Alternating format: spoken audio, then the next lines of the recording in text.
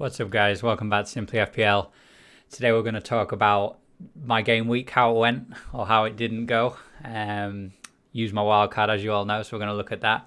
Before we get on to that, just want to thank everyone. We're currently at about just under 200 subscribers, so it's not bad considering we only started the channel a week ago. Keep liking, keep commenting, please keep subscribing. It really helps the channel. If you enjoy the content, it's the reason I do it for you. Also, just on the wildcard video I put up yesterday, it's almost, I think it's just gone over 1,500 views, which is insane for such a small channel. So I'm glad people enjoyed that. If you've not checked that out, do have a look.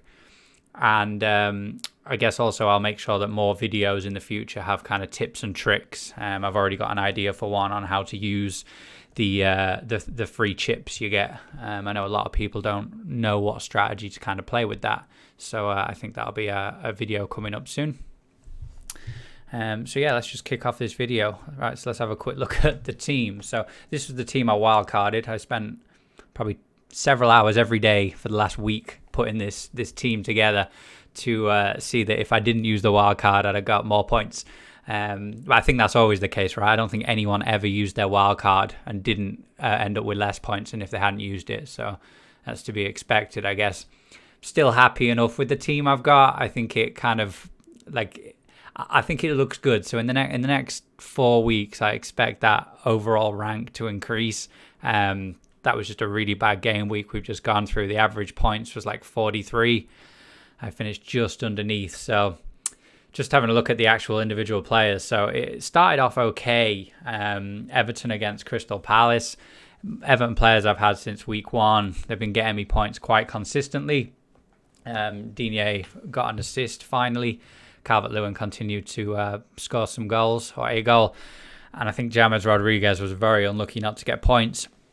If you saw the ball he put through to Seamus Coleman for the first goal, like that, there should be some sort of points you get for playing such an incredible ball that leads to a goal. But unfortunately, that's not the way fantasy football works. James ended off the day, this is Reece James of Chelsea, ended off the day with just getting 1 point. A 3-3 draw against West Brom. I'm not sure anyone saw that coming. Again, he did look quite lively, getting down the wing, he must have made more crosses than any other player on the pitch. So I'm still confident that he's gonna come good, hopefully over the next few weeks. And Chelsea's fixtures are somewhat favourable as well. So at the end of day one, I thought we've done okay. What do we have? 15 points from 4 players. I think I dropped a little bit of rank. I was falling behind in a few of my leagues, but all the big hitters were coming up on Sunday.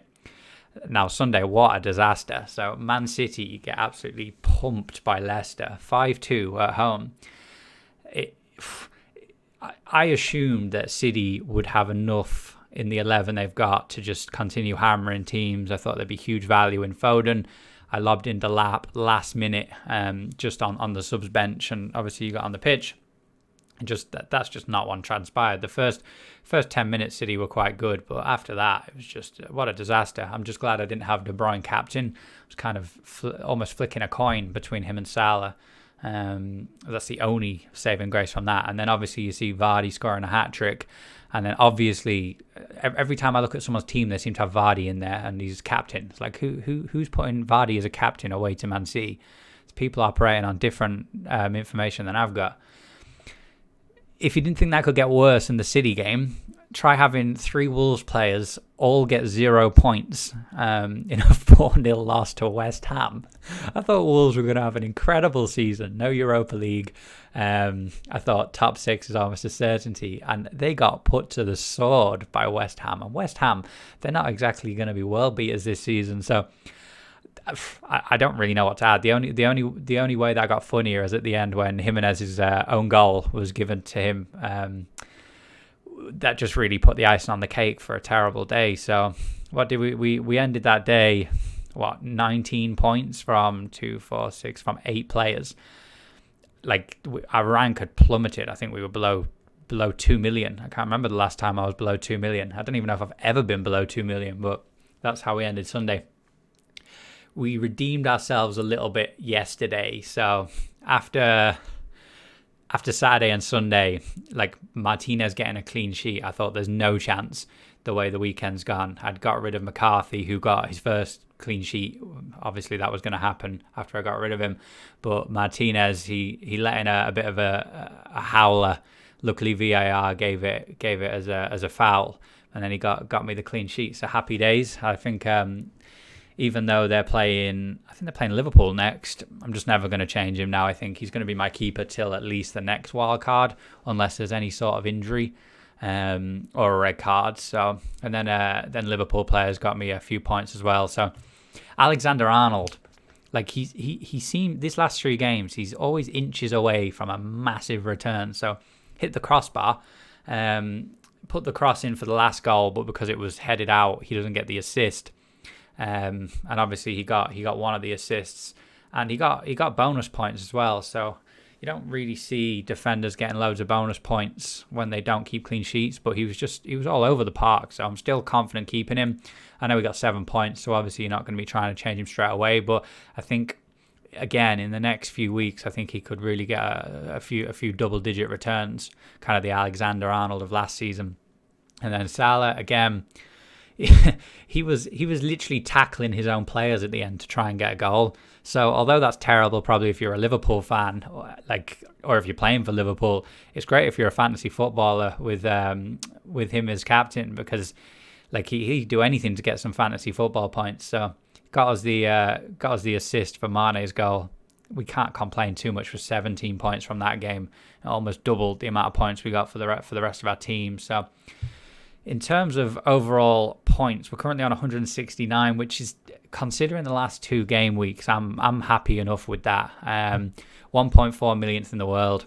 Look, one good game week next week, and we're going to be right back up there. There is pretty much 7 million players playing now, so we're still in the top 20%. And we've had 2 really bad game weeks.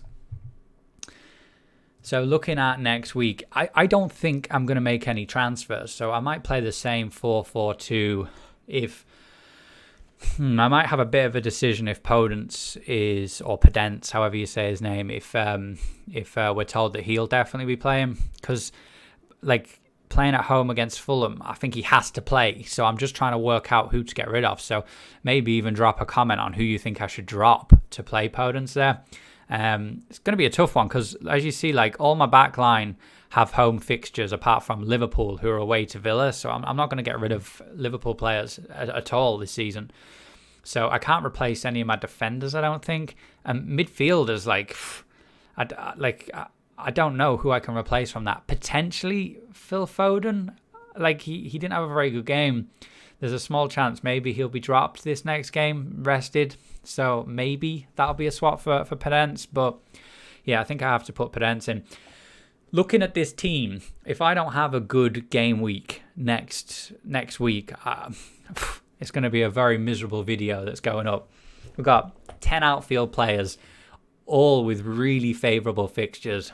Probably going to go De Bruyne captain, just because I think Leeds just looks so terrible in defence. I think De Bruyne's going to create a lot of chances that game. It doesn't matter how bad City were against Leicester. I think, if anything, that should hopefully inspire them to put in a really good performance. So we'll keep an eye on the midweek cup fixtures, assuming there's no injuries and nothing shocking comes up. I don't think we're going to change from this team. So quite an easy week for me. Shouldn't have to spend too much time trying to look at the different angles to try and get an extra point or two. So yeah, that's the team. We'll do a more updated video later in the week with our final decision. But yeah, I think if we're betting, we're going to be betting on this being the team. So yeah, that's the end of that video. So as I said before, if you're watching it to this point, click that subscribe button. Keep putting up content like this, and it really helps the channel. So as I mentioned with the wildcard video, it's doing really well since yesterday. It's only because everyone's commenting on the videos and subscribing. So yeah, if you want to help the channel grow, leave a like on the video, maybe put in a comment, and click the subscribe button. And if there's any videos that you want me to talk about, any questions you have, if you're new to fantasy football, let me know. Definitely looking for new video ideas, and they don't take a huge amount of time to film. So I've got no problem putting more of them up. So also follow us on Twitter at SimplyFPL. just set up a new Twitter account. I've not really used it much, but I'll definitely start using it more now we're getting a bit of a following. So yeah, that's it for now, and we'll see you in a couple of days.